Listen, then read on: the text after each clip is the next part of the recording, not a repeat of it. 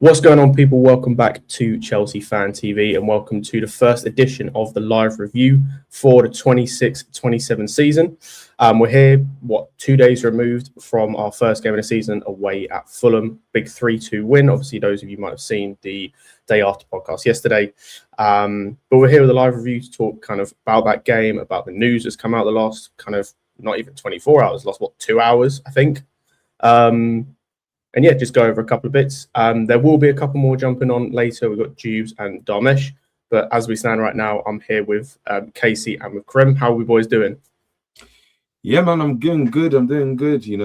Especially after the game. I think it was a good game overall. We could take a lot of positives. There was a lot of negatives as well, but there's a lot of talking points. But overall, yeah, feeling good, man. Feeling good. Yeah, same in, man. All blessed, all doing well. Game has, look, it can't be in a bad mood if you won, you know what I'm saying? As long as you get the 3 points, you can't really be in a bad mood, but we'll get into it. No, I completely agree. And if people are watching, just before we get into talking about the game, obviously, as you can see from what Pierre says, smash the likes, subscribe if you are new around here. Speaking of subscribing as well, if you go down into the description, you can see there is a link to a newsletter that we've recently released. If you follow the link that's on there or follow the QR code as well, it's in the top corner. That will take you to the newsletter to be able to just subscribe. But that's going to come out every single Monday. There'll be questions in there, polls. I think there's gone up as well. Might even be a couple of kind of articles from either myself, Alex, other people as well. So yeah, as I said, if you are interested, go in there and smash that. Subscribe to that newsletter. We're trying to hit 20,000 subscribers on that before the end of the season. But yeah, talking about the game 2 days ago now, Jesus. I think as the title says, I don't think there's any other place to start than that front three. Kind of everything we expected, at least I expected from that front three. We see Pedro obviously get off the mark again. This number 9 curse, I tried telling people it's not a curse. We just have terrible players wearing the number 9. You put a shooter, you put an actual striker in the number 9, obviously take Lukaku out of things. They score. It's not hard. When it's not Steve Sidwell wearing the number 9, it's not Khalid Boulahrouz wearing the number 9. They score. Exactly. Yeah, it's not Delap, it's not looking good. WWE wrestler that's finally gone out. That's finally out of my football club. For a record B for Nottingham Forest. So thank you, Marinakis. Thank you, Glasner. Most importantly, thank you, Jesus, that he's out of my football club. But we're not talking about him today. Let's not talk about him. But as you said, my real number 9. João Pedro.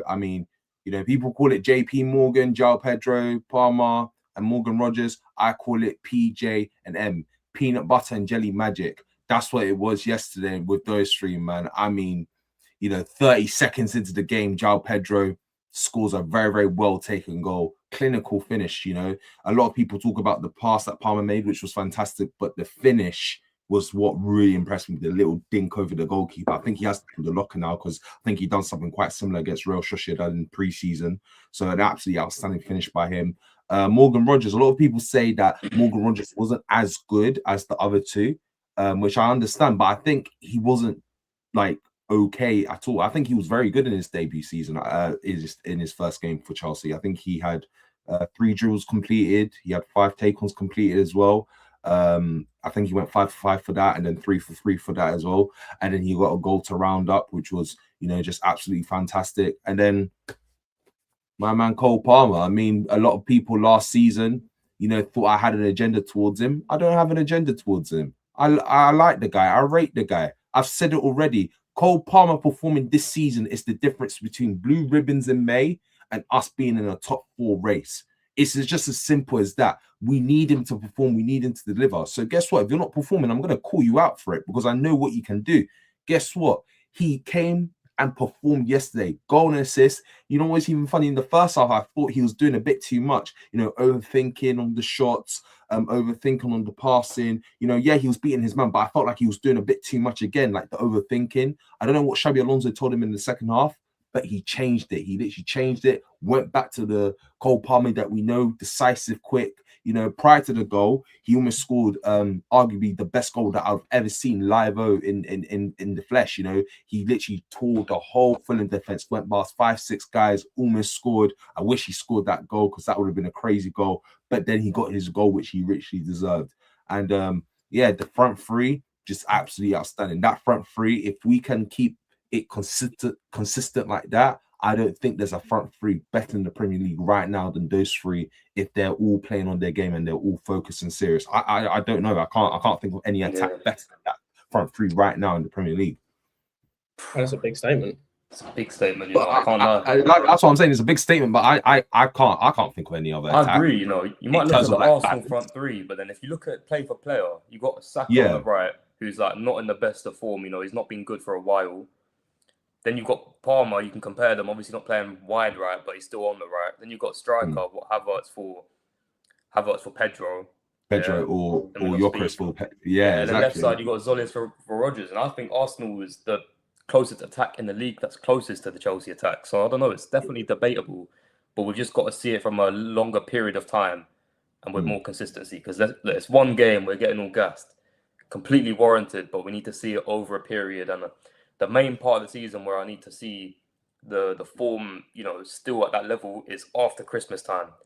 You know, after the January window, I need to see this level maintained, because that is normally when teams, especially Chelsea, seem to fall off and, you know, the fixture congestion starts happening and the players can't cope. But that is the point in the season where if you're doing well, then you can, you know, decide what you're going for this season. It might be a top 4 race or it might be a title charge, but we won't really truly know until then. But until then, we can base it game by game and see who's performing game by game and judge it like that. No, I completely agree. And Casey, unfortunately, as people are going to come to realize with this show, especially with myself, we are going to come with receipts on this show. I'm afraid. Of course. Listen. So I'm afraid. First show, we're going to come receipt number 1. What happened to Cole Palmer can be sold? And listen. You know what? Yeah. After doing a review, you see what it is. You see how you get into trouble sometimes when you're a little kid and you get put in timeout and you have to reflect on your bad behavior. I done a little reflection over that time, and I'll be real. That was the only comment that I can actually take back and say, yo, that was a stretch. But you see, this is what I'm saying. This is how Chelsea can get you. Chelsea can get you so mad that you're saying stupid stuff like that. So I apologize. Exactly. I apologize. That was an emotional reaction, you know. That was an emotional reaction. I overreacted. So I apologize. Cole Palmer should have never said he should have been sold. I apologize. I overreacted. I was mad. But everything. Yeah, that was an overreaction. I admit, that was a crazy statement that I said, and I always take responsibility. I'm a man, innit? I feel like as a man, you know, you gotta take accountability. You did say. To be fair, you did say if he does bad this season, and to be fair, that's why I had to reword it a little bit, innit? Yeah. But I still stand on that, innit? I still stand on that part. This is I've said it already. 95% of this squad, they are on my final chance for me. And Cole Palmer, unfortunately, is one of them, because you gave me 18 dead months. I'm expecting you now this season to come in and perform at a world-class level, because everyone talks about you being a world-class player. You need to show it now. We've been talking about you being a world-class player, giving you grace. That's why, you know, we've been giving you grace for the 18 months. Okay, cool. We've given you grace for the 18 months. You've gone rest from the World Cup. You didn't go to the World Cup. You had time to do whatever you needed to do. Go on holiday, get jiggy with your missus if you need to get jiggy with your missus. You know, you had all the time in the world now to get rest, everything recharged. You know, he was talking about him not getting surgery. He wants to get surgery, but apparently the doctors in Norway and his other consultants say it was best for him not to get surgery. So okay, that's what you're saying. Cool. I need to see it now on the pitch. I need you to perform. And today, if he performs like that throughout the 38-game season, listen, I'm happy that if people come to me and call me the C word, if people call me every name under the sun, I'm happy with that. That's fine by me. That's fine by me. As long as my man's performing and we win trophies, I'll take that. Like I said again, I'm a man. I'll admit responsibility, and I take responsibility for that comment. So, hey, man, as you said, I already know people are going to come after me, but I've taken responsibility in it. But yeah, man. If it helps, we've all been there. I mean, I'll hold my hands up and just say my comment last season on Lewis's stream about João Pedro not being better than Nicholas Jackson. I was wrong. I'll hold my hands up. It happens. We're human, innit? We're not perfect. Only Jesus Christ is perfect. You get what I'm saying? It happens, innit? But he had that spell in the start of the season. I remember it was a tricky one, and I remember him saying on the stream, like, oh, João Pedro might not be better than, Jackson's better than João Pedro. But then at that time, like, João Pedro sort of dropped off for a little while. Like, I don't know. But right now, like, obviously we can tell that João Pedro's, yeah, obviously I think Jackson can still bring something to us. Obviously it looks like he's gone. Like, he's definitely dead in the water now. But I did think he can give us something in that backup 10. But yeah. I've always rated Jackson, even since the first pre-season game he ever same. played for us. I've always loved Jackson. Like, I've never let him I've go. loved But Jackson as well. It's going to be tough to see him go. But at Villa, if he goes to Villa, I think he'll do really well in Villa. You know. I know, but I don't get why we're so happy to sell to rivals like that. We almost as if we always leave us in like a vulnerable position. I've never understood why we do that. Like, I don't know if it's a thing where obviously we don't know like the profit behind the rules, all of that. We don't know behind the scenes. We don't know how much money we're making, all of that. Obviously with Delap, like, I don't know how we've made that money, but with Delap and Jackson, we're making a lot of money. Like, so personally, I mean, looking at the game yesterday, we were bringing on Quenda as a backup 10 in the left pocket. I think Jackson can very well do a job there. And then you're looking at in the backup to João Pedro, you've got Welbeck, who's old, and then you got Omega, who's unproven. So I would have kept Jackson. Obviously, I just think we're very fast to cash in on players, but I think Chelsea needs to think sometimes as well, like, you get money from succeeding on the pitch, and sometimes you need to look at what's better on the pitch for you in a certain moment, in a certain time. I think, obviously, I'm very quick to judge sales. Like, I remember when we sold Madueke, I was a bit like, why are we selling him? Because Esteval's unproven, all of this. Obviously, he's better now. But like players like selling Jackson, I know, like Andre Santos, I wasn't 100% sure on, because you're bringing someone like a Barco who's unproven as well. So, yeah, it's a tricky one, but I definitely would have kept Jackson, because I think he makes the attack so much more fluid, and we don't have to rely on him to score the goals. He can chip in. We got Rogers, Palmer, and João Pedro scoring the goals. He can link up the play. He can run the channels. His back to goal work I've always thought is phenomenal. Like, even his strength, I think, is underrated. So I think guys slag him off way too quickly, and I think he's someone who's been very, I think, harshly treated by the fan base. And I don't know. We'll see if it comes back to bite us, but it's a tough one, because you're looking at selling to Villa, and they're kind of our rivals right now. And obviously they don't have a lot of squad depth, and we're kind of selling him when they're desperate. So I don't know. We'll see how the season plans on, but I'm sure we'll get to a point where we'll be saying, oh, Welbeck's too old, or Omega's don't think he's good enough. We would have done with a bit of Jackson instead of Quenda in that left 10. I mean, I'm not sure what you guys think, but I definitely would have kept Jackson in the squad.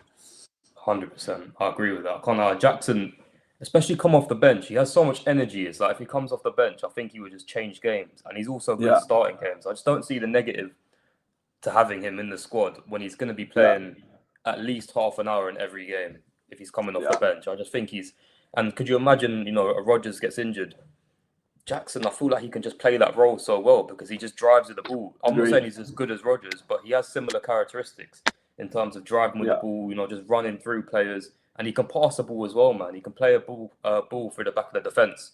So he's actually proper good and very underrated. But ball carrying as well, like, that's one of his 100%. Attributes that sort of. The only thing he's got to iron out was them red cards. I think that red card against Newcastle really changed a lot of people's opinion, I think, because a lot of people were basing his general opinion so fast.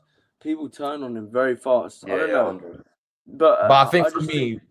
Yeah, go on, Casey. Yeah, sorry, bro. Well, I think for me, the reason why people turn on him fast is because obviously we're in a top 4 race. Like, that was at the time a must-win game. He gets a red card, lets everyone down. We thought it was a tense time. 4. You get what I'm saying? We luckily get top 4, and then we go to the Club World Cup. You messed up then, and then you come and play against Flamengo, and you get another red card straight away. It was kind of like, can we really trust you during the crunch times? Can we really trust you during the times when you need to be trusted? And Xabi Alonso is talking about mentality monsters. Xabi Alonso is talking about guys that are mentally strong. Is Jackson a type of player that Xabi Alonso can work with, not because of talent, but because of mentality? That's an issue, and we saw it in preseason. With the Malaysian team, he allowed the Malaysian lot players to get underneath his skin, so we can see maturity is still an issue with him. And I don't want to be going into this season, right? Yeah, let's say we are in a title charge and we've got a key game in April, May, and this guy gets a red card and we're playing with 10 men, we end up losing the game, and that could affect us. That could affect us from either winning the title, or that could affect us from getting top 4. You know, everyone's gonna crash it out on him. So right now, for me personally, I agree with you too in terms of like, I would keep Jackson around. Like as you said, the talent is there for him to play in that left 10 or to play on the left side of a back 4, or even to play as a makeshift striker. But I think the money that we can receive for him is too good to turn down. I agree. That's a fair point. That's a fair argument. I think the biggest thing, and we were going to touch on this later anyway, but on the Jackson thing, like obviously it's been reported that Villa have either about to or have put in an offer of 60 million plus add-ons, I think it was. For him, I think it looks like Watkins is going Al Hilal. That's a weird as fuck move, by the way, on a side note. Looks like he's going there to replace him. I agree with Casey. I think the money's too good to turn down, because then I think it allows us to then focus on other areas we need to improve. Speaking of which, in my mind, kind of the biggest negative, and like the only negative from the game yesterday, we have to talk about him again. Roberto Sanchez. Subject 1, now I'll call him. He's a new subject. I don't blame you. So you see how the way now we've got subject 9, subject 49 out of the door. I told Alex yesterday some subjects have to step up to the plate. Subject 1. Casey's chasing the subjects. Yeah. Sorry. For people that don't know, you know, subject 9 last season was Delap. Subject 49 was Garnacho. Obviously, them two are out of the door, dead food. Now some new subjects have to step up. Subject 1 entered the door. I refuse to say his name until he's out of the building. That guy is dead food. That guy does this. I'm telling you now, he does this on purpose. It's like every single time we've got like a 2-3 goal advantage, the guy says, yeah, let me come in and just like mess things up. Let me come in and just increase everyone's blood pressure. Like, at least it makes it entertaining, man. Like, bro, he does this. That's what I'm saying. He does this on purpose, because the 2 goals that we conceded, the first goal, everyone's playing the defense, and to a degree, I agree. Colwell gets taken out of the play too easily. Lavia doesn't cover the space that Colwell leaves behind. Cool, I get that. Even if you know Josh King gets past that, the fact that shot from Josh King, it was so timid and it was near post. I saw a stat saying that 97% of shots that was taken in Josh King's position was actually saved. And somehow it went through his hands. There was no power to the shot. It was literally like butter. Like, he literally went through his hands like butter. It was such a timid shot. And then the second goal, I think the man forgets that he's playing football, because he makes a save, but he parries it up like as if he's playing volleyball. You see how the way they parry it up and then they smash it to the other side of the court. I don't know what they call it. He's parrying it up, thinking like it's volleyball. Someone's gonna come and head it out. Gives Gonzalo Garcia all the time in the world to score. And then overall, his distribution was poor.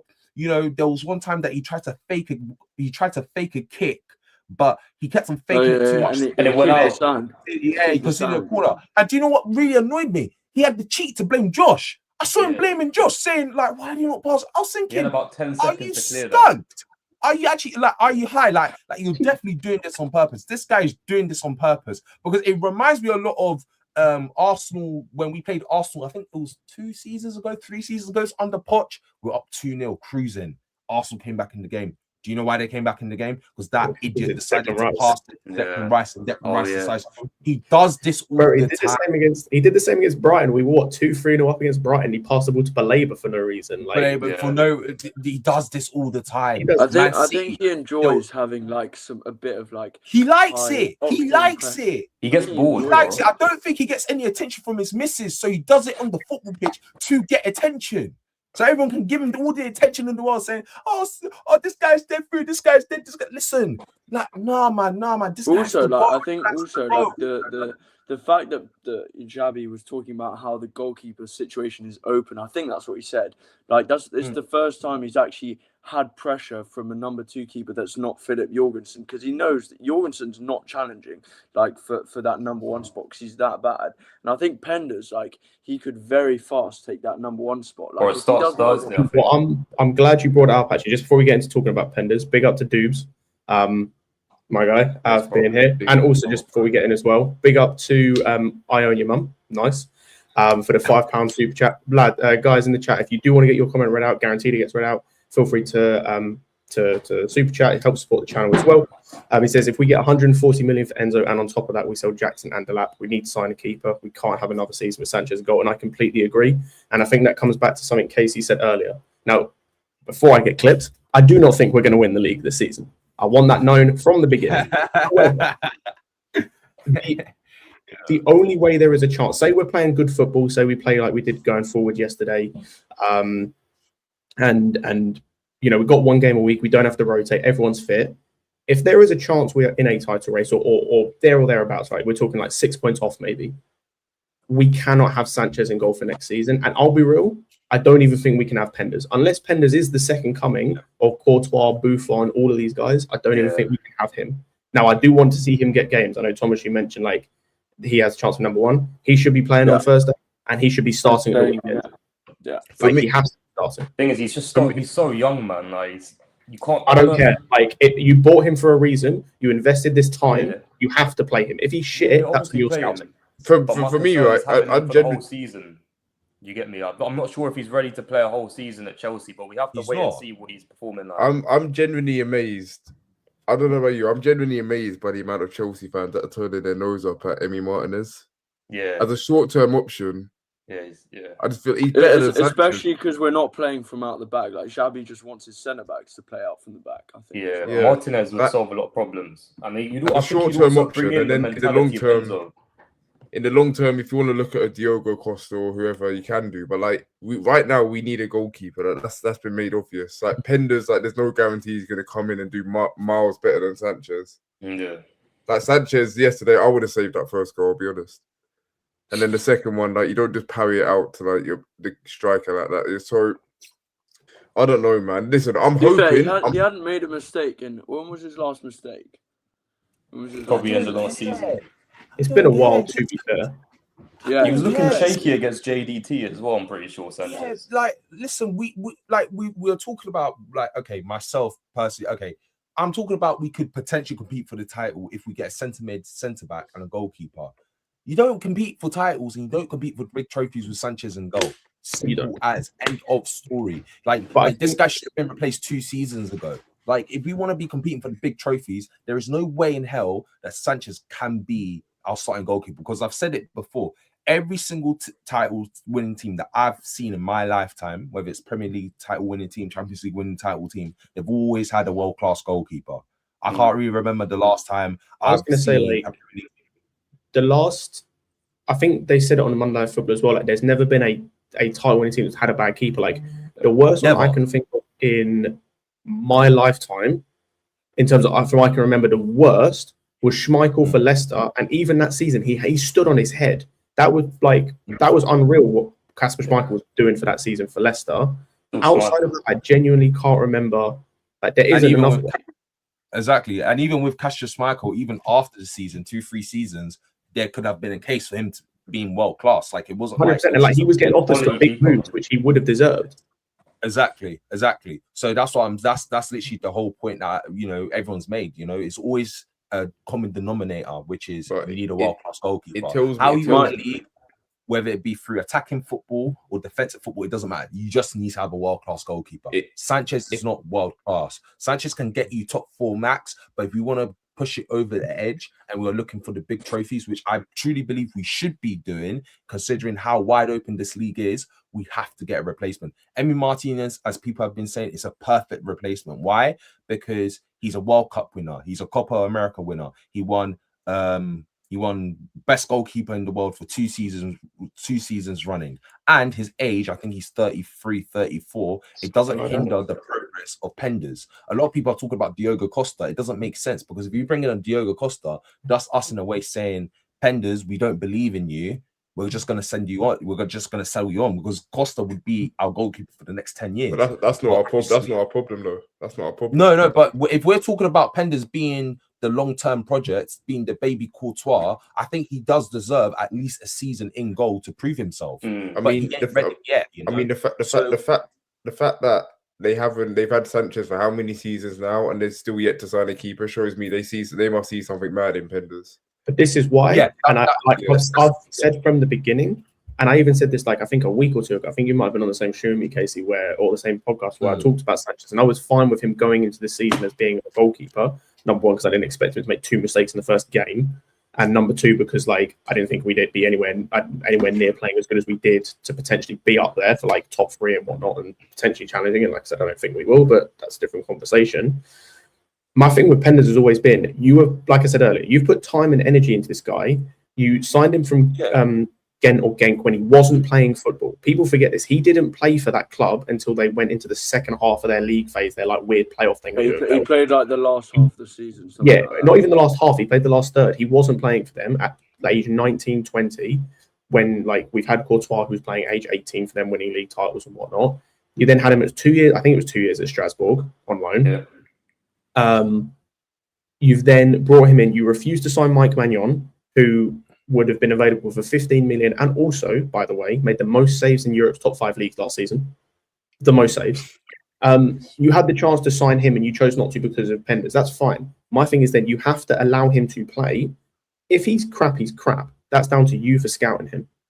But we don't know unless he plays. That's why I say he will play against Luton. I don't even think Maignan he has to play the next game. The next league game he has to play. He wouldn't have hindered Penders because, like, I don't know. He could have come in for 2-3 seasons, Penders another 2-3 loans, then bring him in. Like, and it just made. And we're haggling over like what was it, 5-10 mil, and then we'll go out and spend and then we'll spend what like 60 mil on Gittins. Like, it's that one is never one I'll ever understand. That keeper one, like just haggling over 5-10 mil, for me it makes no sense. Especially because like I was saying about selling players as well. It's as if the club sometimes just have no idea what is best for the team in the current moment, and they're looking a lot in the future. Oh yeah, in 2-3 years, Penders will be good enough. Well, yeah, but you need to sort of have that sort of structure for him to improve and not just throw him in straight away. So people can argue that we're throwing him in early. I don't know. Maybe, I mean, I'm not sure what you guys think. Maybe I would have sent him 1 more year loan. I don't know. Yeah. I think the reason the noise about Sanchez quieting down last season was because he was no longer our main issue. Unlike this first season under Maresca, he was no longer our main issue, but he was still an issue. Mm-hmm. Like our centre backs were so poor last season. Yeah, 100%. That I feel like Sanchez went under the radar. But even though he improved slightly, he was like minimizing Sanchez's errors as well, like not making him play those short passes. Maresca told Sanchez, don't play the short passes. Generally, just go long. And that's when we've seen the best from Sanchez. And then yes, we go into a game yesterday, and it's like one thing we say about Sanchez, we will say is like.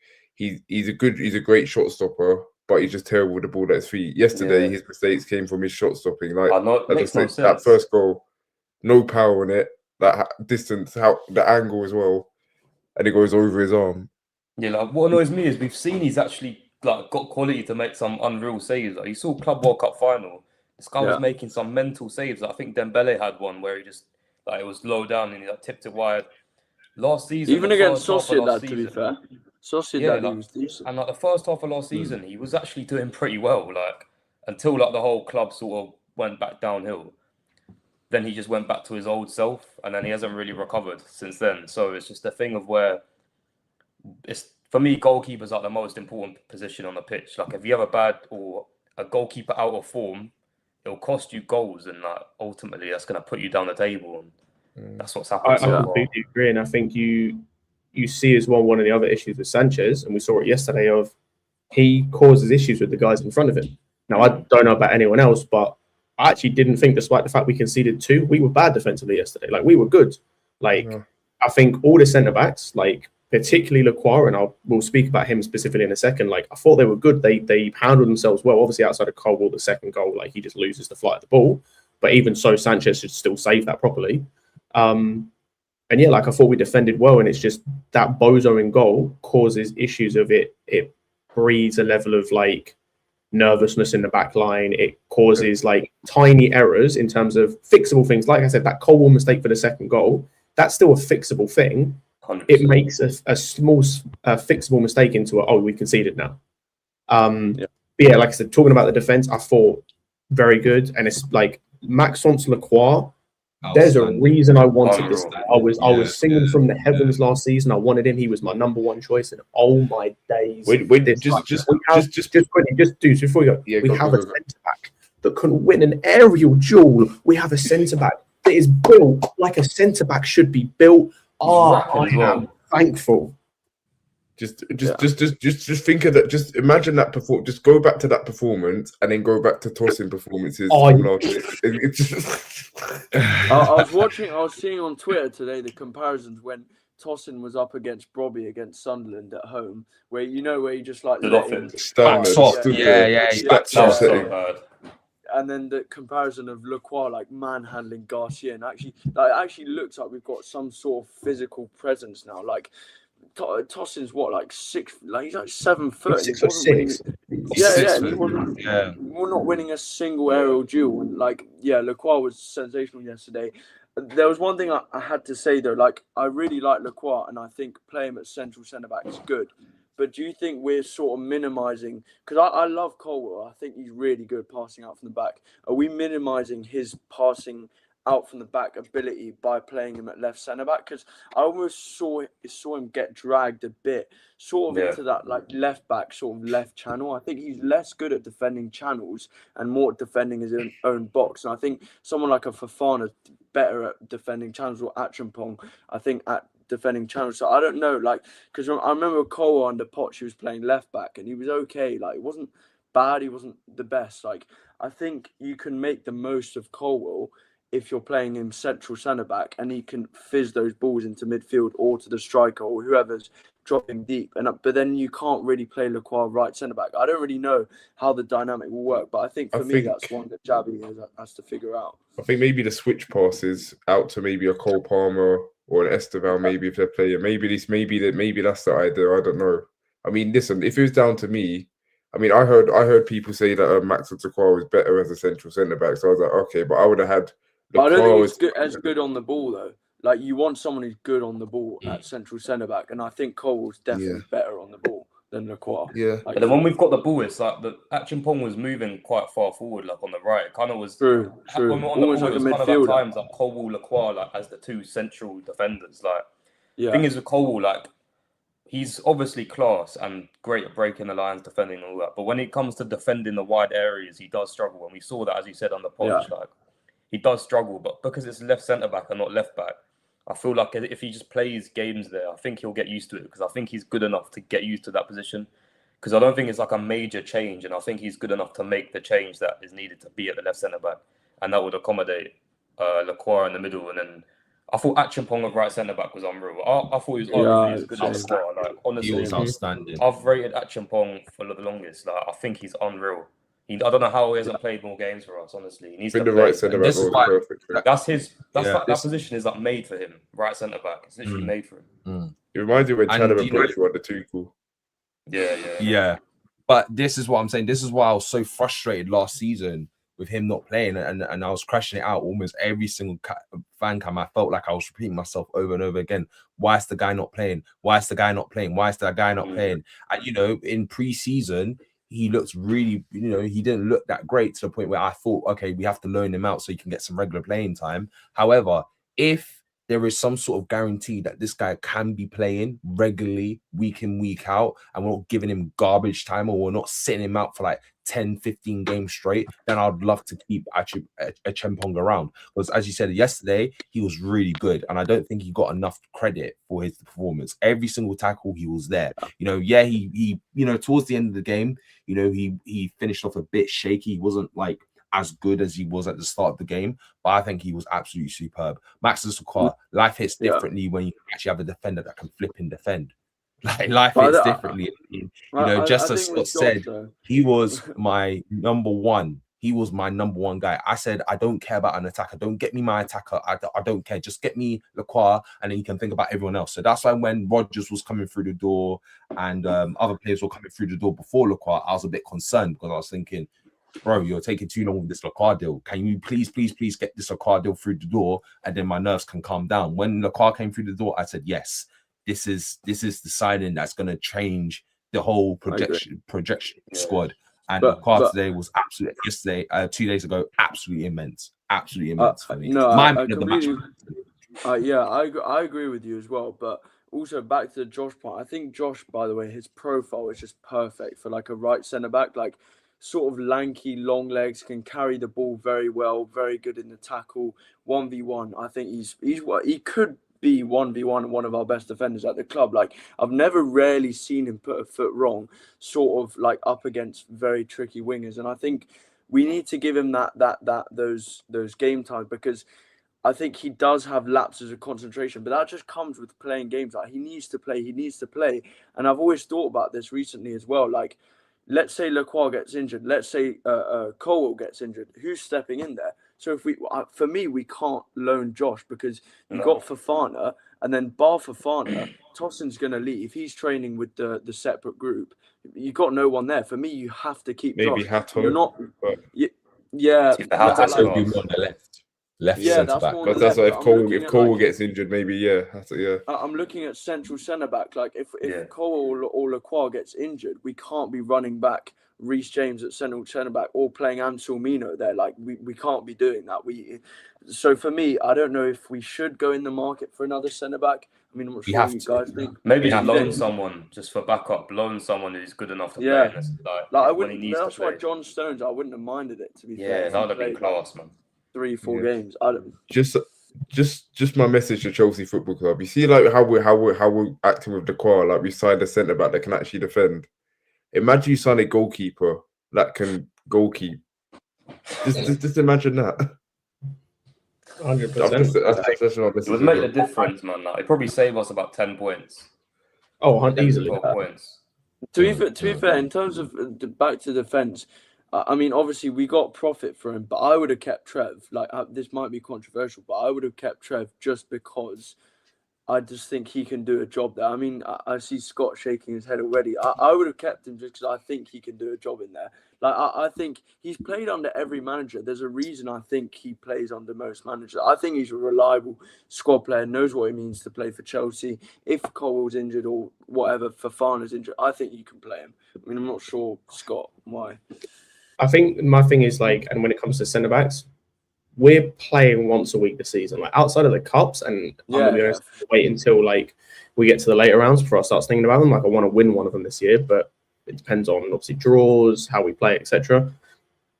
My feeling is Lacroix is going to play 99% of the games this season that he's fit for. So that means realistically, you're only rotating the wide centre backs. I think it got reported that Alonso only wants 5 centre backs. That's what we have. We have Colwell, Lacroix, Fofana, Achimpong, and then, like, you could argue like Anselmino, right? Or maybe Hato. Or you have Hato who can play there. Like, and honestly, after his performance yesterday, I probably would want to play him there. That's not to say he was bad, but like, I don't think he's not a wing back. No, he's not. But yeah, like, so unless you're going to loan Anselmino or sell him, which I'll be fine, but then you're just getting like a backup to Lacroix to play like 4 or 5 games a season. Like, I don't think you needed to keep Trev for that. I think the 30 million we got for him was good. Fair enough. Like, I don't think you really, like, unless you are going to loan someone, and it'd have to, like, the type of player you'd have to get is so niche. It'd have to be like an older guy who is like already kind of not playing at his club if he's at a bigger club, or is at a lower club that is willing to sit on the bench at this club. And like, I'm gonna be honest, why would any club at that level then loan a starter if, say, there's a starter? Like, it's just, you end up coming into like issues of like, who do we actually sign? Just before we move on as well, big up to Darmish as well, who's here. Where do we go to next? Actually, do you know what? He got discussed earlier. Reece James. See him in midfield yesterday. Him next to Lavia. No Enzo Fernandez on the bench. No Caicedo. How are we feeling about the midfield after yesterday's game? Any difference? Are we, obviously there's news about Enzo, which we will touch on a little bit later. But how are we feeling about the midfield? Is it something we're still worried about? Is it something we feel better about after the game yesterday? It wasn't great, but that's bearing in mind we still got Caicedo to come back into it. And I think, listen, Enzo, I've anticipated Enzo's going to go. So I do think last minute they'll go push for Alex Scott. Yeah. So I think if he comes in, then all of a sudden your midfield options, you have Caicedo, Scott, Lavia, James, who even I'd prefer him as a right centre-back option, but it looks like he's going to be more utilised as a midfielder. And Barco, which I haven't seen enough of to judge whether or not he's going to be good enough. I think we're okay. I would have signed another midfielder regardless if Enzo goes or not. I would have signed Adam Walton, but it doesn't look like he's going this window. Maybe that's something for next. If Enzo goes, I reckon we get Scott. I think. Don't even look like Bournemouth want to sell Scott. I'm saying that we're gonna have to pay like 90 mil. I can't lie. Surely we don't pay 90 mil for Alex. Yeah, but in the world where Delap's going for 45 mil, But listen, we have to, unfortunately. Yeah. At this rate, we're probably getting 40 mil for Tosin. At this rate, genuinely. We're not getting 40 mil for Tosin. Probably 20. It's a joke. It's obviously joking, but like, how have we got 50 mil for Delap? How have we done that? I know, but apparently, I don't know where this came from. But apparently, I was told that if Enzo goes, we might be looking at Camavinga. Yeah, I saw that as well. I saw that. I'm not really a big fan of that. If you want me to be honest, I'm not really a big fan of that. I mean, he's very much wants to get Zaya Emery, Warren Zaya Emery. Get me Warren. Yeah, if we're gonna get a midfielder, I need to get a midfielder that can actually do a job as a midfielder. Camavinga isn't that. A Camavinga can do a job as a midfielder, but I just need a proper midfielder. There's a reason why he's getting frozen out of the Madrid squad.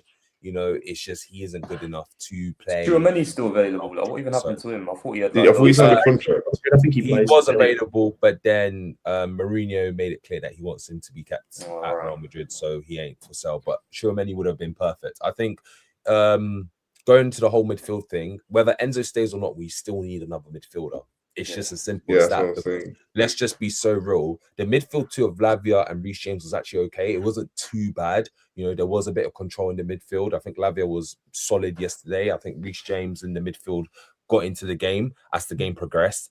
But we lost control in the midfield when Enzo came on. And again, this is not me bashing on Enzo or hating on Enzo because, as I said again, he's one of my favorite players. But we have to be real with ourselves. In this back three system, he can't play in the pivot. We started losing a lot of control in the midfield as he came on. He wasn't able to control or dictate the midfield as we expect a midfielder to do. He was getting run past. He has the engine, he has the heart to run, but it's like the physicality, the speed isn't there. The legs. The legs isn't there for him to play a midfield too, because it's not just about position and awareness, but it's also about having the guys that can cover ground. It's very similar to like a Yuri Tielemans situation. If Yuri Tielemans was slapped into the midfield too, he would look absolutely terrible because he hasn't got the legs to play in the midfield too. That's why the reason why he looked so good at Villa is because he was able to push forward, but he had the guys that could cover ground for him, such as McGinn and Onana. With this midfield too, it's literally just Caicedo. It's just Caicedo. It will just be Caicedo and him, and it can't. Caicedo. I don't think. Both men over 90 minutes consistently. It's going to ruin him. It's going to do him up, and he's going to get injured eventually. So we need to get a midfielder that can actually play in that pivot. Now, who we get, whether it be Wharton or Scott, I don't really mind. I think both of them can do the job. But whether Enzo stays or not, we need another midfielder. Something to note as well. Lavia and James, yes, they done well. But this is Romeo Lavia, Reece James we're talking about. One of them can break down like that. There's one hamstring. So it's both. And they're playing in midfield as well. So, but also I have to say as well, I agree with you, KC. I think with the Enzo thing, I think the reason he was so good under Maresca is you had that one fullback inverting, so you had almost Caicedo and a fullback. Then Enzo was almost given that free roam sort of role to box crash and do. That's the thing that I'm a bit stuck on because. Xabi, it depends. This is all depending on whether we play a back four, back five. If we stick with the back five, I struggle to see where Enzo fits in the team if we're playing a double pivot. If we're playing a back four, maybe you can stick Enzo sort of in a position and also have a midfield too if you're going conservative, or you invert a fullback, which I don't think Xabi will do. He likes to use Palestra, Chavarria wide. So it's a tricky one for me, and I don't think he got 25 GA last season.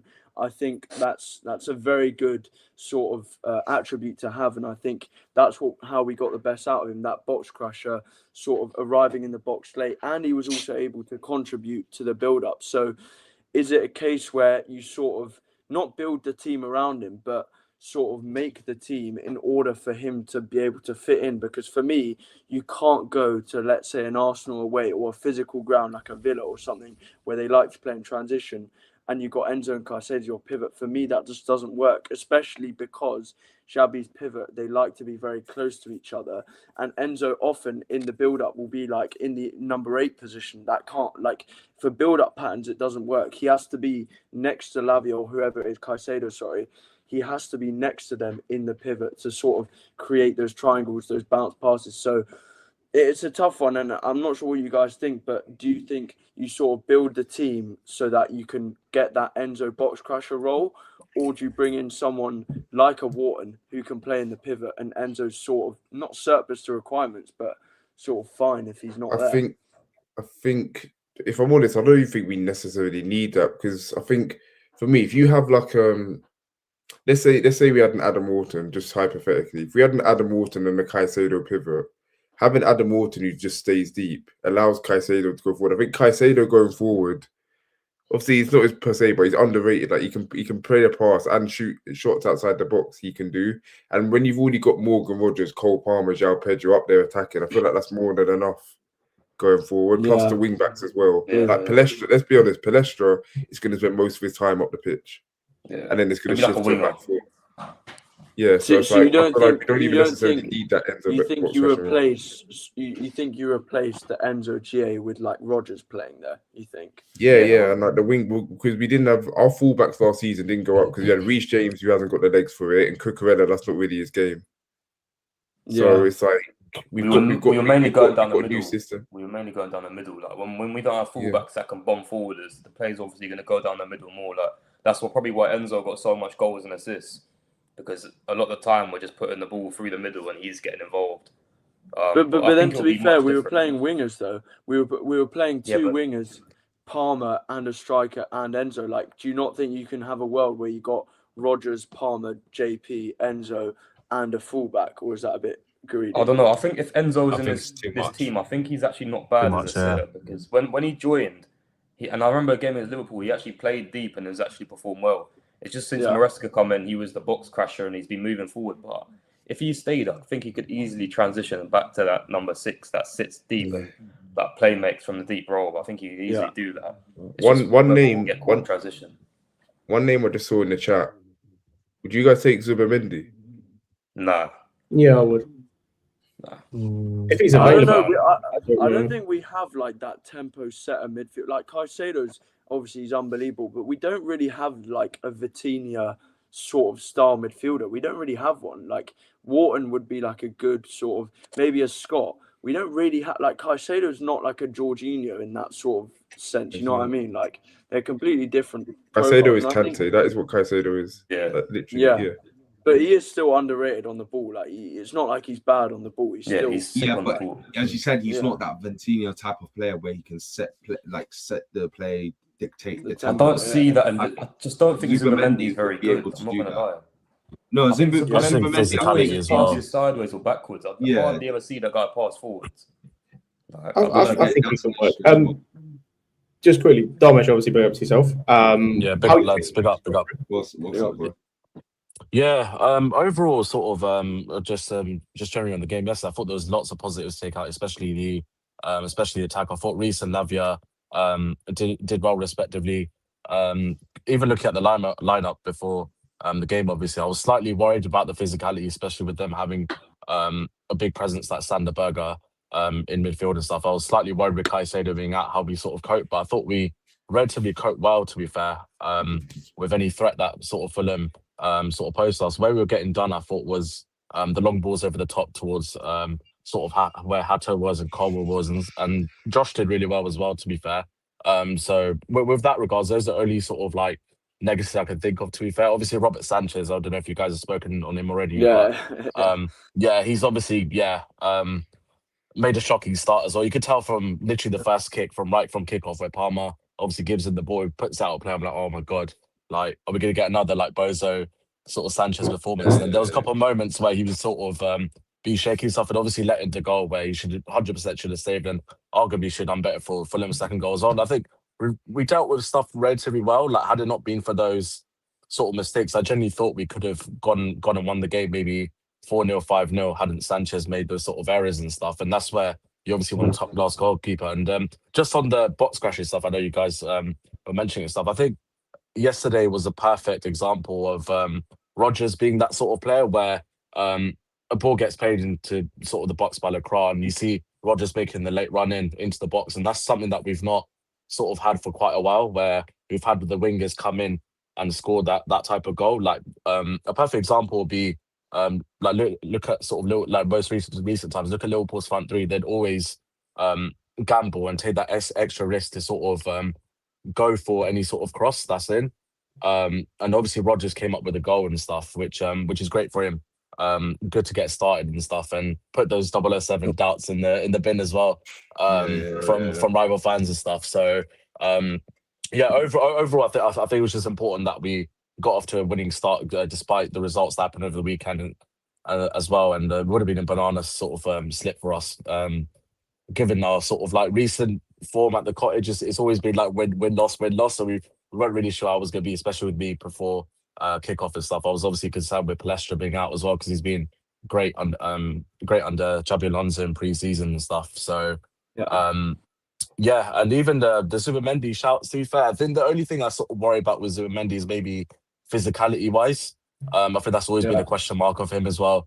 And I get with the tempo setting stuff as well, but I think we just need a bit more presence next to Caicedo there. And I do think Enzo won't sort of it's tricky, because I don't think he will suit the role of starting, maybe coming off the bench like he did. I thought he did okay coming off the bench, to be fair, but as a starter, if you have Rodgers, if you have Palmer, Pedro, those kinds of players, you already got those sort of luxury players in there.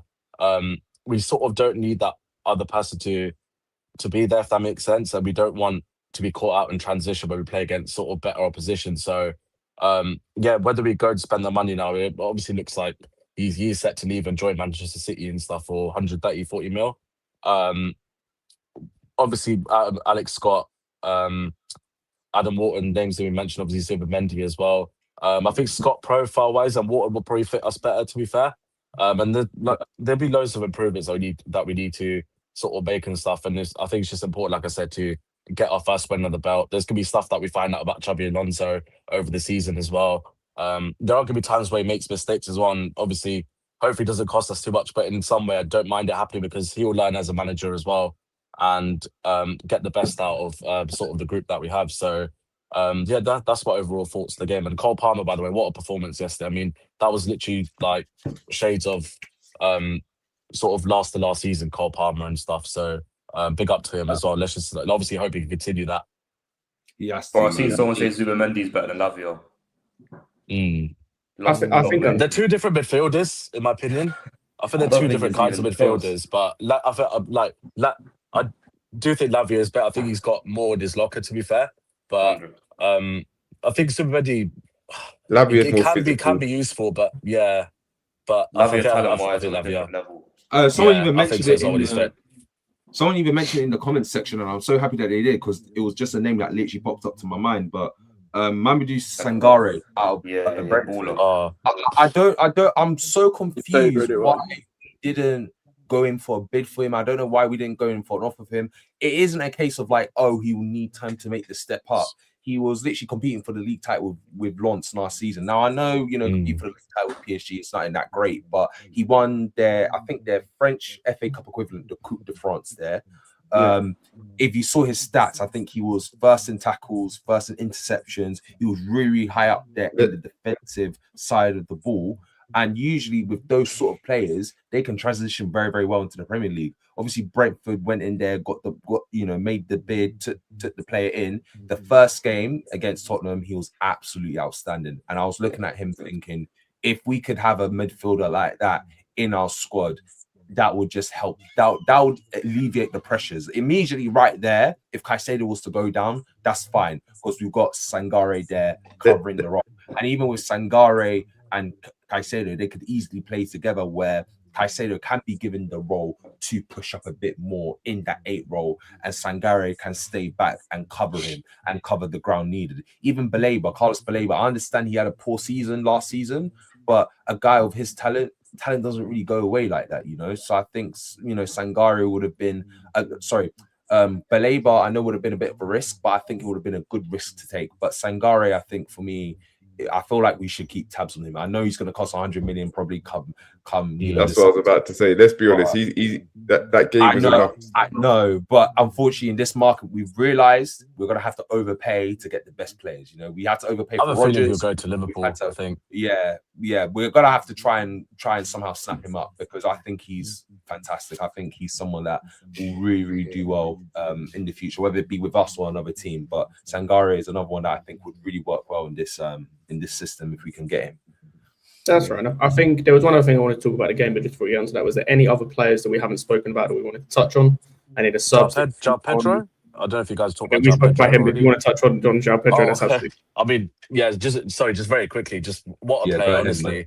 What a player. To take that in the first 30 seconds of a game where you're sort of like getting the feel of the game and stuff, fresh pitch and stuff, like getting used to obviously Premier League football again. To take that sort of finish and stuff is Haaland-esque, honestly. Like, what a finish. And he's actually improved a lot. Like, I remember at the start of last season, he had a bit of a slow, shaky start where his confidence was a little bit lower. He wasn't really holding up the ball. He'd be a bit wasteful at times. And then second half of the season, well, he's had an incredible 2026, to be fair. And let's just hope he can continue it. And we're so lucky to have him, honestly. And I know it's obviously one game and stuff, but let's hope he could break that number 9 curse as well, man. Let's see. We're due, man. We're due. So have you guys spoken about the Reece James Pedro Neto thing yet? We haven't. I mean, he was a player I was going to speak about. People know my thoughts on Pedro Netanyahu. Like, I'm praying. Obviously, Al Hilal looks like they're going for Martinelli instead of him, but.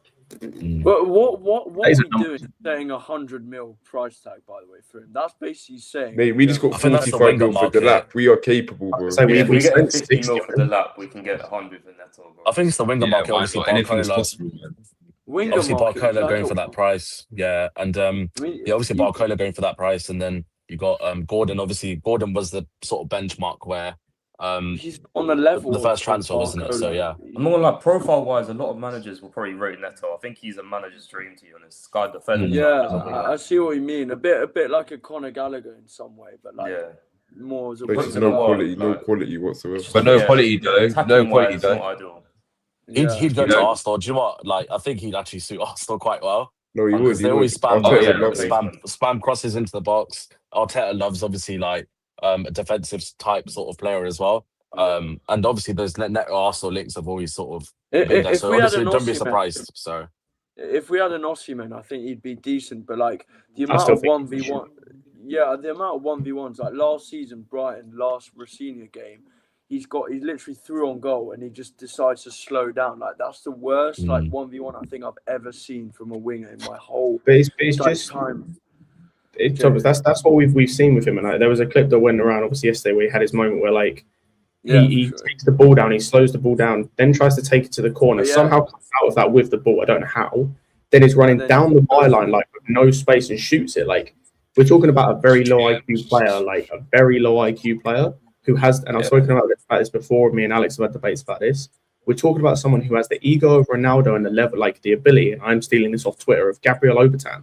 Like that's what we're dealing with. Like I've said it before, and I'll say it again. The worst thing that ever happened to this guy was being born Portuguese. Because if he was Bolivian, he would have the ego of the level of player he is. Like he would be humble. Him being Portuguese is the worst thing that could happen to him in football because he's played with Ronaldo and the likes of Bruno Fernandez, and he thinks Bruno's not that good either, but like he thinks he's on the level and he isn't.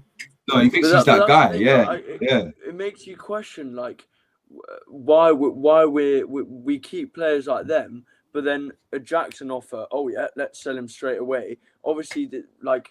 I'm not saying Jackson's Messi, but I'm just saying that like someone like a Jackson could be way more useful in the squad than Neto. Like Neto, we have to remember, but we have to remember at the end of the day who we're being run by.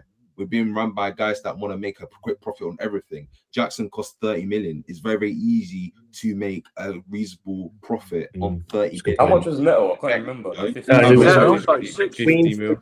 Between 50 and 60, I think. 50 and 60 million. It's going to be hard. It's going to be hard to flip a profit. It's going to be hard to get a club to pay 70 to 80 million. 100. You know. So that's why. That's why, I'm also seeing guys run like, oh, Pedro Neto wing back. Like, it's like anything to try and keep him in the club. Like, obviously, like if it's not anything to keep him in the club. The reason why I think a lot of people want to run the wing back is because he didn't look half bad as a wing back. He wasn't. He's not bad, but like, you've got and in the Fulham game, sellable asset. He's the most sellable he is a sellable asset, and I agree. And I agree. I've already said, listen. Yeah, I've already said, listen. Like, if we can sell him in it. But I've already said, if we can keep him as a wing back, I wouldn't mind him as a wing back. It's just him as in attacking positions, isn't it? But obviously, last game, what really annoyed me was there was actually a moment where he lost the ball, and instead of trying to track back and win the ball, he's there he's standing there almost to the point of like walking, trying to get the ball back. And that really frustrated me because, again, it goes back to what Scott said, that ego of him thinking that he's Ronaldo. Like, this guy is dead food. I don't know who he thinks he is. Like, just doing all, like, just, you know, he's thinking that because he thinks he's so good and he's got the number 7 on his back, he doesn't have to put in the defensive work. I've already said, if he's going to have that mentality, then he can leave. No problem about it. I'll happily see him out the door. And I wanted him gone for a long time. But the issue is just, can we get the money that we can get for him? That's just the only issue. But that's the thing. Like, and I also would say as well, like, it's squad dynamics as well at the end of the day. He's depriving people from Esteban and Quenda to get minutes. And for me, that kind of, I don't like that because we're having to run Quenda left 10 sort of role. And Neto's taking that sort of right wing back position. It's just annoying because, like, for me, I've watched Quenda for probably 45 minutes against Johor, whatever they were called. I promise you, skill wise, 1v1 wise, I could tell he's already better than Neto. Like, he's jinky, I can't lie. I can't lie.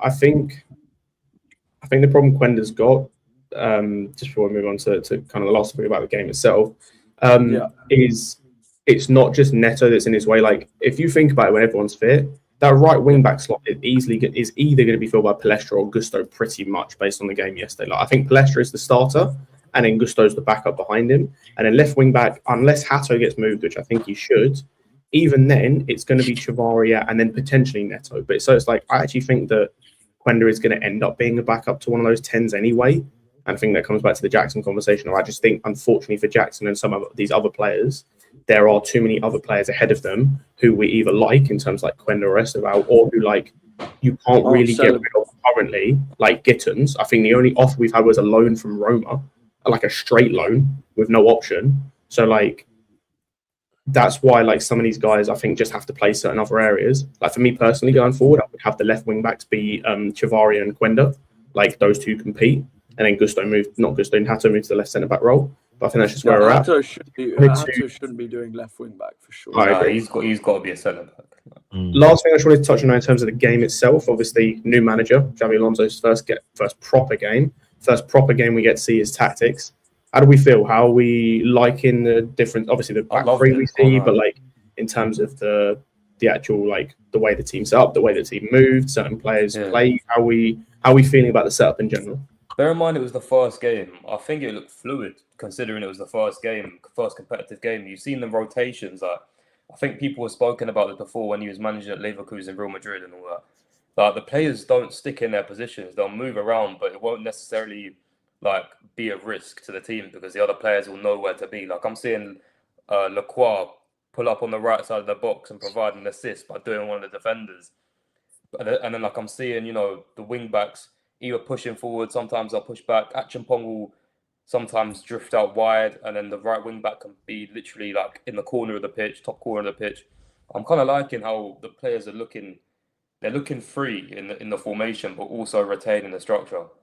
But also, like, I was gonna add a point on that, Karam, as well. Like, do you think we'll see the back three for the majority of this season, or do you think we see a back four? Because for me, I mean, I know that under every manager, you have to sort of sacrifice some players. Like the likes you're getting, if you're playing a back five, likes you're getting Quendas, maybe Enzo, they sort of lose out because you're having to shoehorn them in. Gittins can't really play left 10. We saw that at Dortmund. So I just don't know yet, because obviously I really like Xabi, but I just don't know yet, because we saw all in pre-season we used a back four apart from Sociedad. So I don't know. do we see a back four in some games? Like, because I'm thinking, like, let's say we play Sunderland at the Bridge. Are we really running 6 defenders on the pitch when we're playing home crowd behind us? I don't know, and I think personally we should have a fluid formation so that we can allow players like Gittins to actually play on the left wing, Quenda to actually play on the right wing. I don't know, but I mean, you're a nice guy, Thomas. But for me, this is Chelsea Football Club. If you're good enough, you're good enough. Like, we're not going to be accommodating for players like Gittins. No offense. Like, if you can't play in that 3 back, you're not good enough. It's the same thing that people are trying to say with the whole Mudryk situation. Oh, can we just try to accommodate for Mudryk? No. If you're good enough to play in that back 3 or that back 4, then you're good enough. You will have a role. If you can't play in that 3 back or you can't play in that 4 back, then I'm sorry, it's time for you to go. Because what we're seeing with these signings, that we're making are guys that can play in that 3 back or that 4 back. So, for example, with Rodgers, if we were to play a 4 back, he can either play in the 10 or the left. If it's to play the 3 back, obviously he's one of the 2 10s. Lacroix, if we're playing a 4 back, he's right-sided centre back. Back 4, sorry, right-sided centre back. If he's a back 3, he's centre back or right-sided centre back. Chavaria can play left back or left wing back. Palestra can play either side of the flanks in a back 3 or back 4. So we're seeing now that signs that we're making are versatile, and it's just quite simply the case of you need to be able to play in a back 3 and a back 4. There is no excuse or there is no sympathy for us trying to shoehorn you into one system, and because we want you to play. If you cannot play efficiently in that back 3 or that back 4, then you need to be sold. It's just it just seems like a shame because we bought these players in, like amount of players we bought in. I know, but it's Chelsea Football Club. We're not respectfully. We're not Burnley. We're not Wolves. We bought in so many players like Quenda. I remember we bought him into players that 1v1 winger. Gittins as well under Maresca. Quenda can be a wing back though. Like, I'm not really worried about that. You have to understand. Yeah, I think Xabi Alonso sat him down probably during the summer and told him, listen, you're gonna have to play some wing back during the season, but you will also get your chance on the wing. And he's literally. Do you think we will play back 4 in some games? No, in some games we will play a back 4. I'd say like against the lower opposition. So like I think Luton on Thursday. Luton on Thursday will play. Luton on Thursday. Yeah, Luton on Thursday. I think we will play that back 4. But I think when we play the bigger teams, such as the top 6, we will be going to that back 3. And players need to be able to play in both positions. I mean, touching on Scott's point with how the way the tactics worked and the formation, I do believe the back 3 does work. The only issue is, can they keep concentration from minute 1 to minute 90? Because we see there's passages of play where they look really good, but then there's passages of play where they lose concentration and they start doing stupid stuff. And they're allowed the first goal, for example, the first Fulham goal, for example, Rodgers and Lavia. Exactly. Yeah. But for me, if you play a back 3, the wing backs have to have enough width. Obviously, Hato, I think Hato's obviously, I don't think he's a wing back, but he's not a wing back. Back 3, yesterday I was looking at it and you got Rodgers, Palmer, and João Pedro. Like, they looked obviously narrow, but that's what the front 3 is meant to be. So the wing backs should have enough width. But I just didn't think they held like when we were attacking. I didn't see our wing backs bombing up enough. Obviously, I think that would change if we had Palestra. I think that's a complete because of who was starting. If you have wing backs, say you got Palestra one side, and I think it was Sociedad game. It was Neto and Palestra. I think that's a good mix. You have one Palestra, and on the other side you have a winger that can play as a wing back, Neto or Quenda. Your wing back, like we saw under Tuchel, we had Hudson-Odoi doing wing back shifts. Your wing back just has to be competent at defending. They don't have to be a defender first and foremost. As long as you've got one wing back that can carry the defending in terms of being more of a defender. In this case, it will be Palestra because he's naturally a fullback. Obviously, he can play up the pitch. And I think, you mentioned playing back 4 in pre-season. Yeah, you said do you not think we'll play back 4? No, I think it will be rare we'll do that. I think the reason we were doing that in the first few games of pre-season was because we didn't have most of the players back that would be playing in the back 5, back 3. And it was the first few games, so they had to get their sharpness up. I think those games were just more about the players getting minutes and getting match fit and ready instead of practicing the tactical whatever they're going to be doing. Because we saw that in the last few games when we started implementing it. Javi started doing that, and since then we've kept the back 5. So I think predominantly it will be back 5 throughout the season. unless we're playing, the Lutons and kind of games like that. I completely agree. Just agree. Concentration and mentality. That's what it is for me. Just keeping your concentration, being consistent from minute 1 to minute 90. That's how this formation works. So they're going to need to improve that throughout the season.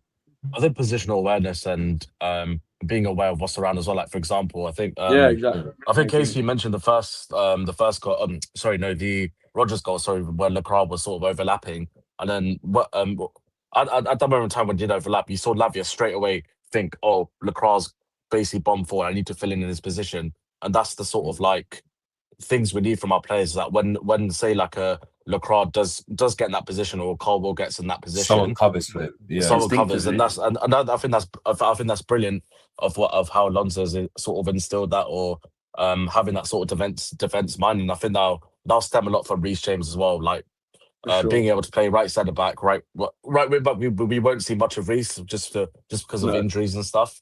We'll see him more in midfield and stuff, but I think he can sort of fill that role perfectly, and obviously be that leader on the pitch to tell the midfield, like, oh look, he's gone forward, just cover for him basically. So I think that's been really smart, and I thought our press was quite aggressive as well. Like we forced Fulham to a lot of errors as well. Quite a high line as well. Ground as well. Very, We've actually not lost. Like last season, we came second in covering ground, 37 out of 38 games. This first game, we covered like the most ground in the first game of the season. It's pretty good from Xabi. It shows that he's installed his ideas very quick, and I think it's exactly what we're saying, Dharmesh. Like, I think it's really important that the players are very tactically aware of where they should be positionally, where they should be in the defence, out possession, in possession. I think that's really important. That's what PSG do so well.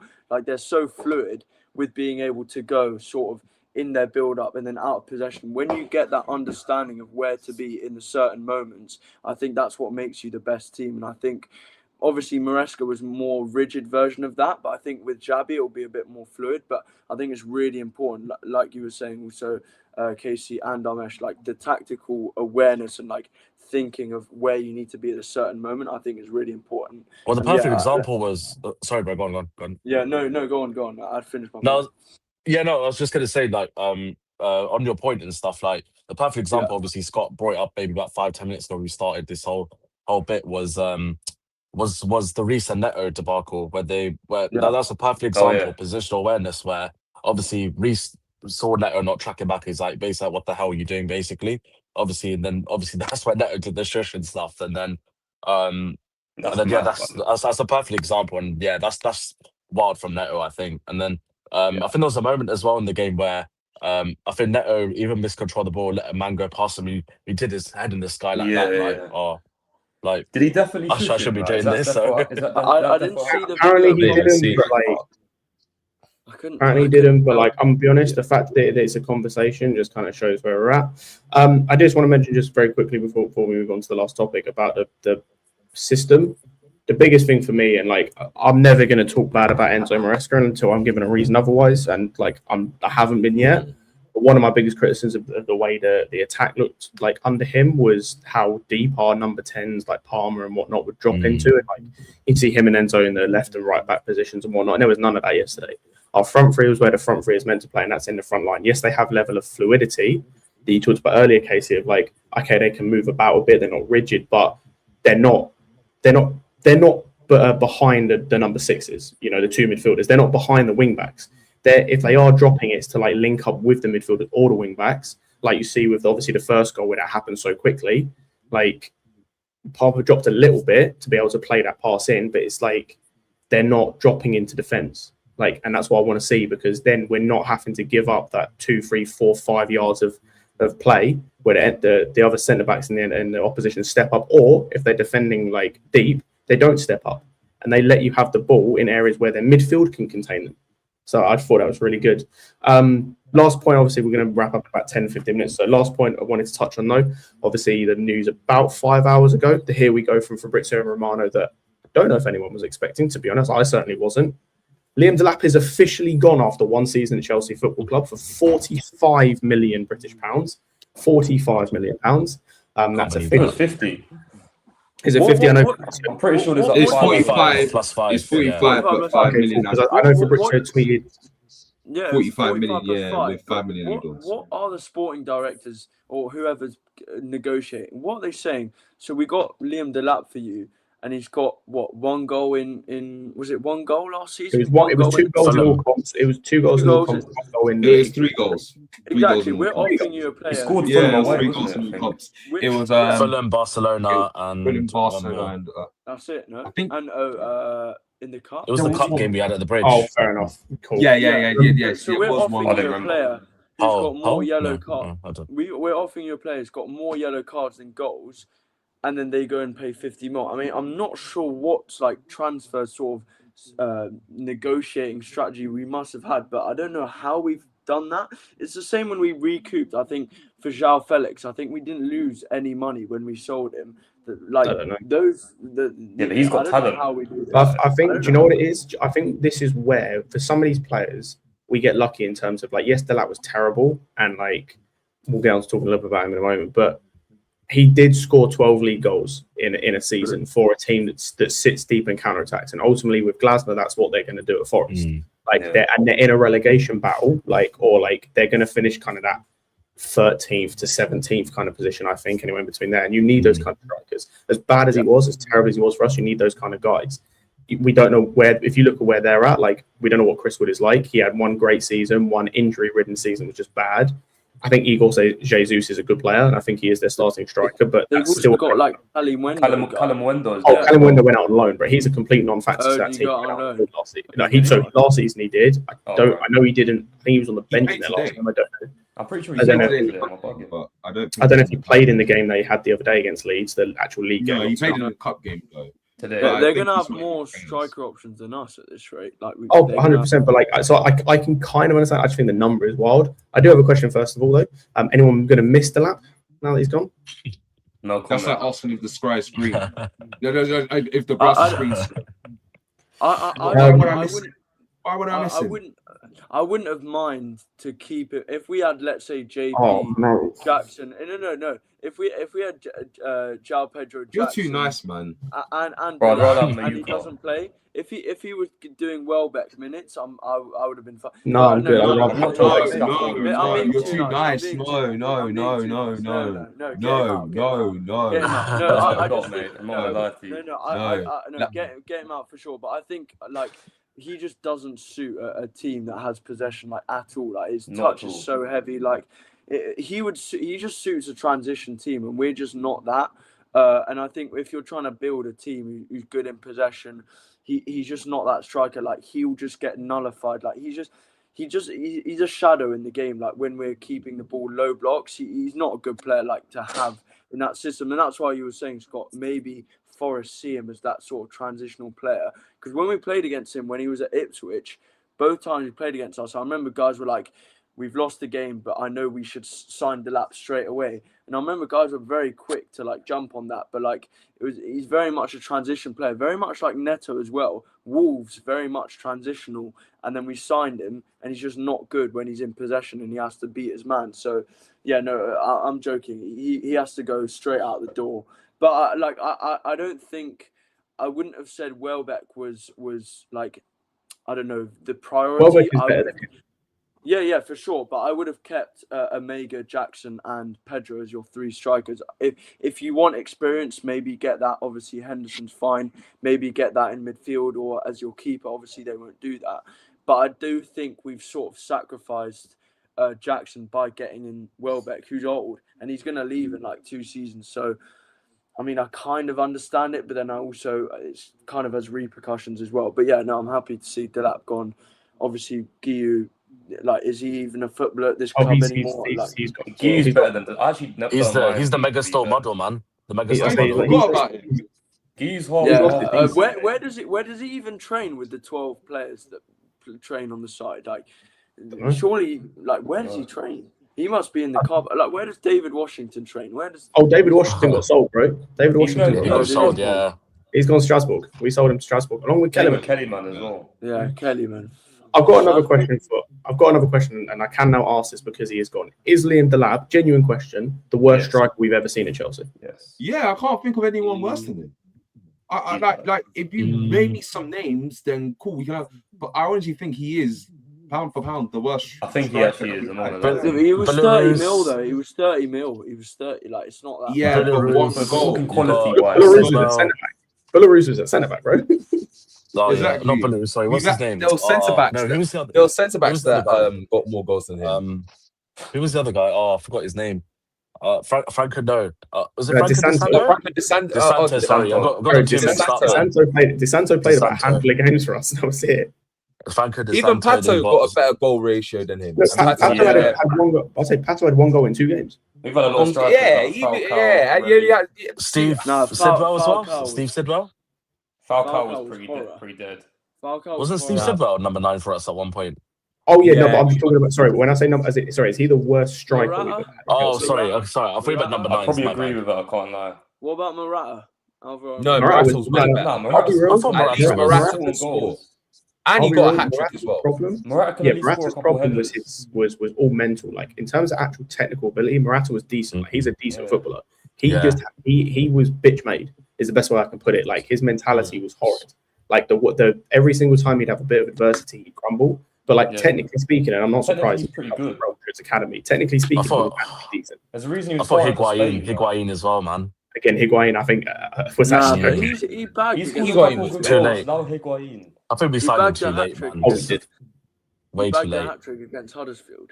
I remember he bagged a couple. Just on Delap as well. Like, sorry, yeah, I think looking at hindsight in the transfer and stuff, I think he definitely jumped the gun by coming to Chelsea as soon as he did. I thought he had to make a sort of like progression. Newcastle or something. Everton, Newcastle, even Forest. Like he should have done the reverse sort of thing where prove himself at Forest or prove himself at like a Crystal Palace, Everton, Fulham, those kind of like mid to low table teams. And if he does bag like 10 to 15 GA or somehow get in the 20s, for example, for those kind of teams, then we should be looking at him now for next summer, if that makes sense. But yeah, it's just unfortunately gone wrong. My thing is, I wouldn't be surprised if he gets 10, 15 GA for Forest if he plays. Like, watch him score against us, man.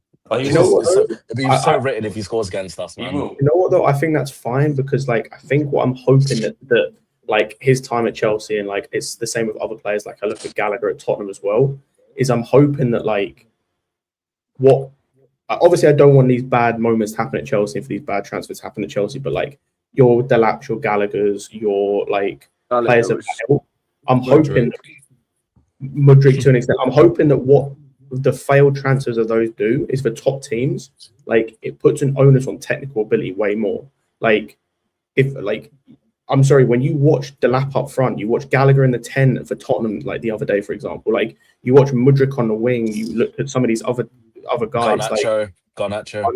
So like there has to be a level of technical ability that is given to like players and importance. Like you can have like, a level of no technical ability and be a runner for a Nottingham Forest, no offense given, or a Brentford.